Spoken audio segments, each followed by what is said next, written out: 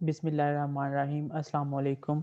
Last lecture में हमने linear data structure तक स्टडी किया था। आज हम स्टडी करेंगे नॉन लीनियर डाटा स्ट्रक्चर कि नॉन लीनियर डाटा स्ट्रक्चर में क्या क्या चीज़ें इंक्लूड हैं। ठीक है, तो इसमें हमारे पास बेसिकली सबसे पहले ग्राफ्स आ जाते हैं, ट्रीज आ जाते हैं, हैश टेबल्स आ जाते हैं। तो हम इनको देखेंगे कि ये बेसिकली इनकी फंक्शनलिटी कैसे परफॉर्म होती है।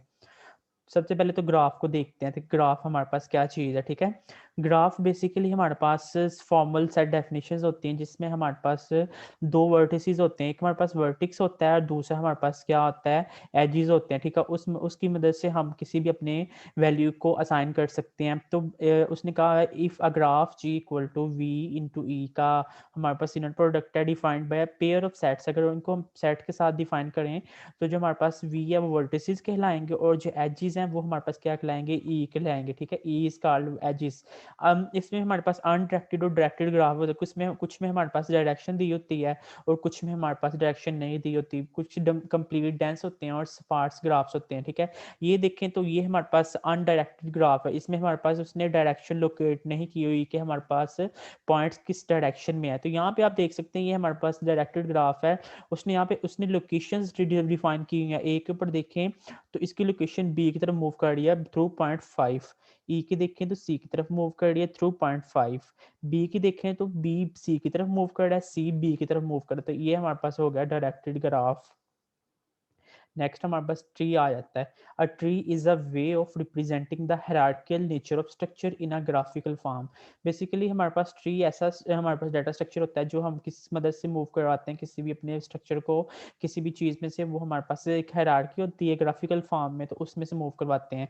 ये आप देख सकते हैं, ये हमारे पास उसने कहा प्रॉपर्टीज ट्री की क्या हो सकती है, रूट नोड हो सकती है, चाइल्ड नोड हो सकती है, पेरेंट नोड हो सकती है, लीफ नोड हो सकती है। ठीक है, तो ये देखिए हमारे पास सबसे पहले हमारे पास क्या आ गई, रूट नोड होगी। रूट होगी तो उससे आगे निकलेंगे नहीं, उसके बाद ये चाइल्ड हो गए, इसके चाइल्ड होने के बाद ये हमारे पास पेरेंट नोड और हमारे पास एंड पे लीफ नोड्स हो गए। ये हमारे पास बेसिकली ऑर्डर ट्री है। अब इसकी अनऑर्डर टाइप्स में अनऑर्डर ट्री आ जाता है और अनऑर्डर ट्री में ये है कि हमारे पास इरेगुलर फॉर्म में उसके child nodes parent leaf nodes attach होते हैं। Binary tree is an order tree data that structure in which each node had at most two children. तो बाइनरी ट्री हमारे पास बेसिकली ऑर्डर ट्री होता है जिसमें हमारे पास ईच नोड का जो हमारे पास उसके टू चिल्ड्रंस होते हैं। ठीक है, नेक्स्ट हम मूव करते हैं hash table. Hash table is a data structure that uses a hash function. इसमें बेसिकली हम हैश फंक्शन यूज करते हैं किसके आइडेंटिफाई करने के लिए कि हमारे पास जो वेरिएबल्स हैं और कीज़ हैं वो हमारे पास किस तरह है। सपोज अगर किसी का नेम करना है तो उसको पर्सन नेम के साथ रिप्रेजेंट करेंगे ताकि हम उसकी एसोसिएटेड वैल्यूज़ को डिफाइन कर सकें। ये देखिए हमारे पास एक पिक है, इसमें बताया हुआ कि की फंक्शन कीज में उसमें नेम दिए हुए हैं। यहाँ पे इसने हैश टेबल यूज किया हुआ। Hash table John Smith is moving toward the hashes like that pointing toward 02 value को पॉइंट कर रहा है। लीफ स्मिथ हमारे पास 01 को पॉइंट कर रहा है। सैम डोई हमारे पास 04 को रिप्रेजेंट कर रहा है। इसी तरह जो पर्सन हैं वो हमारे पास नेम्स के साथ शो किए जा रहे हैं। ठीक है, इसकी समरी में देख सकते हैं कि हमारे पास डाटा स्ट्रक्चर हमने देखा था कि पार्टिकुलर वे होता है स्टोर करवाने का और ऑर्गेनाइज करवाने का किसी भी डाटा स्ट्रक्चर को कंप्यूटर में, ताकि हम एफिशिएंटली यूज़ कर सकें। लिंक लीनियर डाटा स्ट्रक्चर में हमारे पास थी arrays, link list, tags, queues. Non linear में हमारे पास ग्राफ्स आ जाते हैं, ट्रीज आ जाते हैं, हैश टेबल आ जाते हैं। ठीक है, ये था हमारे पास इस चीज़ में कि हमने अपने डाटा स्ट्रक्चर को किस तरह से यूज़ करना। नेक्स्ट हमारे पास आ जाता है इंट्रोडक्शन टू एल्गोरिदम्स। मैंने स्टार्ट में बताया था कि a precise ruler specifying method how to solve some problem. किसी भी मैथमेटिकल प्रॉब्लम को सॉल्व करने के लिए हमारे पास जो चीज़ होती है that is called algorithm. Algorithm की डेफिनेशन देखते हैं। Algorithm is a sequence of unambiguous instructions for solving a problem. मतलब कि हमारे पास कुछ ऐसे सीक्वेंसेस दिए होते हैं जिनका हमें पता नहीं होता कि हम अपने प्रॉब्लम को किस तरह सॉल्व करते हैं। For obtaining a required output for many legitimate input output quantity. ठीक है, किसी भी इनपुट आउटपुट टाइम है तो उसमें हमने अपने टास्क को किस तरह से कंप्लीट करना है, that will be tell about algorithm. Properties इसकी क्या है, इसको हम किसी भी फॉर्म में रिप्रेजेंट कर सकते हैं। क्लियरनेस इसमें होती है हमारे पास कि हम अपने प्रोग्राम को किस तरह से लिखते हैं। इफेक्टिव बहुत ज़्यादा हो सकता है, टर्मिनेट कर सकते हैं अपने किसी भी एल्गोरिदम को। और ये एल्गोरिदम करेक्टनेस में बहुत ज़्यादा इसकी फॉर्म दिखा सकते हैं कि कितना करेक्ट एल्गोरिदम कोई हो सकता है। नेक्स्ट हमारे पास आ जाता है कि हम अपने एल्गोरिदम को स्टडी क्यों करते हैं। एल्गोरिदम को हम बेसिकली प्रॉब्लम्स को सॉल्व करने के लिए स्टडी करते हैं। इसकी प्रॉपर्टीज में कुछ आ जाते हैं, good choice, more efficient program होगा बैड चॉइस में ये आ जाता है कि प्रोग्राम की परफॉर्मेंस पुअर हो सकती है, बहुत बैड हो सकता है, ठीक है। एग्जांपल आ सकता है, suppose find the largest element के आउट ऑफ एन इंटीजर। हमें एन इंटीजर में से अपने एलिमेंट्स को फाइंड करना है। इजी एल्गोरिदम में हमारे पास लिस्ट आ सकती है, बेटर एल्गोरिदम में हमारे पास रीडिंग लिस्ट आ सकती है, लिस्ट को रीड कैसे करना है। Different algorithms perform better on different inputs.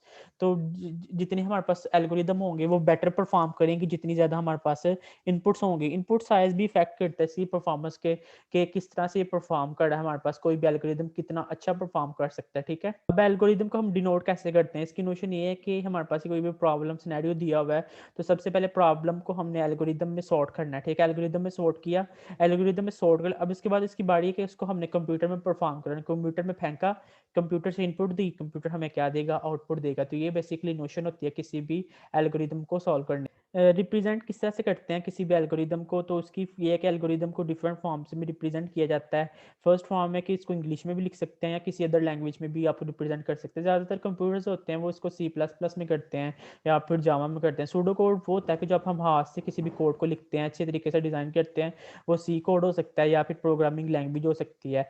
तो एल्गोरिदम कैसे डिज़ाइन होता है, program equal to algorithm plus data structure और एल्गोरिदम कंबाइन होंगे तो that will be your desired program. तो ये थी हमारे पास इसकी रिप्रेजेंटेशन कि हम अपने किसी भी एल्गोरिदम को किस तरह से रिप्रेजेंट कर सकते हैं। एक एल्गोरिदम कितना एनालिसिस है कि एक एल्गोरिदम कितना गुड हो सकता है, तो उसकी करेक्टनेस भी हो सकती है और टाइम एफिशिएंट भी होता है और स्पेस एफिशिएंसी भी होती है। तो ये हमारे पास एक एल्गोरिदम है कितना एफिशिएंट हो सकता है, तो उसकी प्रॉपर्टीज में बेसिकली बताया हुआ है। नेक्स्ट हमें बताया हुआ कि एग्जांपल है कुछ बेस्ट वर्स्ट और एवरेज केसेस, तीन केसेस हैं कि एल्गोरिदम में हम किस सपोज ने कहा हुआ सिक्वेंशियल सर्च फॉर के इन एन इंटीजर एन, ठीक है। तो बेस्ट केस ये है कि फर्स्ट एलिमेंट अरे का हमारे पास के हो सकता है। वर्स्ट केस में हो सकता है कि हमारे पास कोई भी एलिमेंट है उसको हमने सर्च करना तो हमें लिस्ट में से मिले ही ना या फिर लिस्ट में इंक्लूड ही ना हो। तो एवरेज केस ये हो सकता है कि on average assuming the value for search link list में हमने सर्च करना एलिमेंट को, तो वो या तो हमें मिल सकता है या फिर किसी भी फार्मूला लगा के उसको हम सर्च कर सकते हैं। तो ये हमारे पास एवरेज केस आ सकता है। ये थी हमारे पास आज की डाटा स्ट्रक्चर की फर्स्ट लेक्चर की स्लाइड्स। बाकी इंशाल्लाह हम नेक्स्ट लिंक लिस्ट को स्टार्ट करेंगे। फिलहाल इतना ही। ओके, अल्लाह।